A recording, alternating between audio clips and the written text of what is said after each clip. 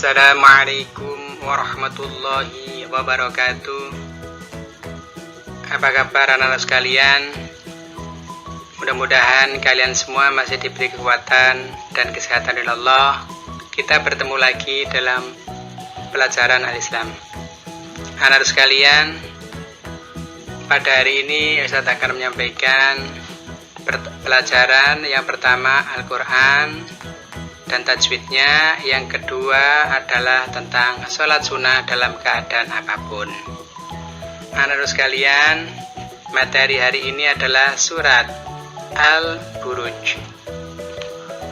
Ustaz tidak akan bacakan surat Al-Buruj, tapi kalian baca sendiri. Tugasnya adalah tugas mandiri membaca surat Al-Buruj dan nanti menyalin, kemudian dikumpulkan waktu mengumpulkan modul. Ustaz akan bacakan kosakata yang ada dalam surat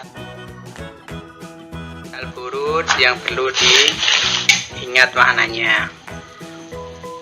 Yang pertama, Al-Buruj artinya gugusan bintang. Mau'udin, janji-janji. Masyhudin, menyaksikan. Qu'udun, duduk. Adzabu jahannam, siksa neraka jahanam.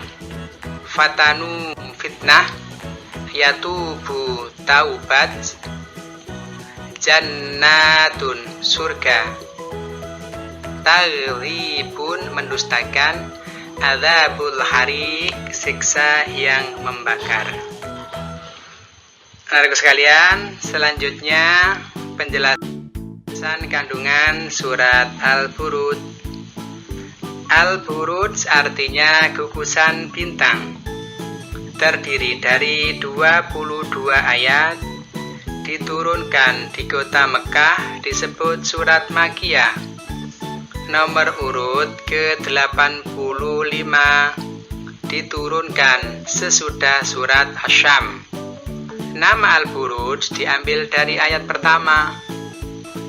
Surat Al-Buruj berisi tentang sumpah Allah kepada 3 hal yang telah dijanjikan. A. Langit yang mempunyai bintang-bintang. B. Hari kiamat yang telah dijanjikan. C. Kesaksian tentang kebesaran Allah Subhanahu wa ta'ala. Isi surat Al-Buruj yang kedua, orang yang suka memfitnah saudaranya sesama muslim, balasannya adalah neraka jahanam dan siksanya amat pedih. Yang ketiga, sesungguhnya Al-Quran itu mulia yang tersimpan di Lauhil Mahfuz. Anak-anak sekalian, selanjutnya perhatikan, Ustaz akan menyampaikan tajwid yang berkaitan dengan yang pertama adalah gunnah. Apa gunnah itu? Gunnah itu bunyi suara yang ditekan karena 2 sebab. Yang pertama, mim yang ditasdid dan nun yang ditasdid. Contohnya summa. Kemudian kalau nun contohnya inna, bisa hunna. Tuh. Tajwid yang kedua adalah idgham bi gunnah. Apa artinya idgham bi gunnah? Memasukkan huruf dengan cara mendengung, yaitu apabila ada nun sukun atau tanwin bertemu dengan huruf idgham bi gunnah, yaitu ya, nun, mim, dan wawu. Contohnya wasyahidi wa masyhud. Di situ tanwin, syahidin depannya ada wawu yang ditasdid.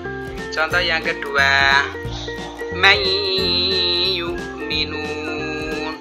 Di situ ada nun yang disukun, depannya ada huruf ya. Jadi baik huna maupun idgham bi guna, cara membacanya harus ditekan 3 ketukan. Anak-anakku sekalian, selanjutnya Ustaz mau menyampaikan materi tentang sholat dalam keadaan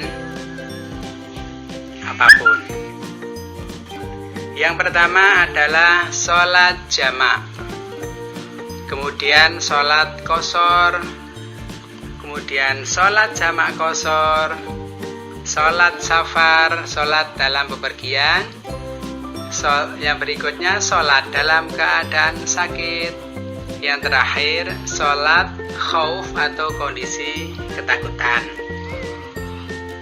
Sholat jamak artinya mengumpulkan 2 waktu sholat dalam 1 waktu, seperti sholat duhur yang dikerjakan di waktu asar, namanya jamak takhir. Kemudian sholat asar dikerjakan pada waktu sholat duhur, dinamakan jamak takdim.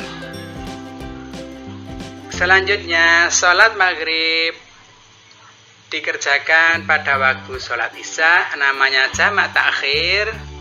Kalau sholat isya dikerjakan waktu maghrib, namanya jamak takdim.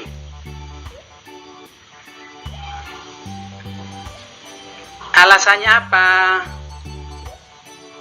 Alasan orang boleh melakukan sholat jamak. Yang pertama, orang itu musafir, bepergian jauh. Yang kedua, ketika hujan deras atau banjir. Yang ketiga, sakit atau udzur atau hajat yang tidak bisa ditinggalkan. Maka 3 orang tersebut boleh melakukan sholat di jamak. Ada sholat yang tidak bisa dijamak dan tidak bisa dikosor, yaitu sholat subuh. Yang kedua, sholat qashar. Qashar artinya meringkas.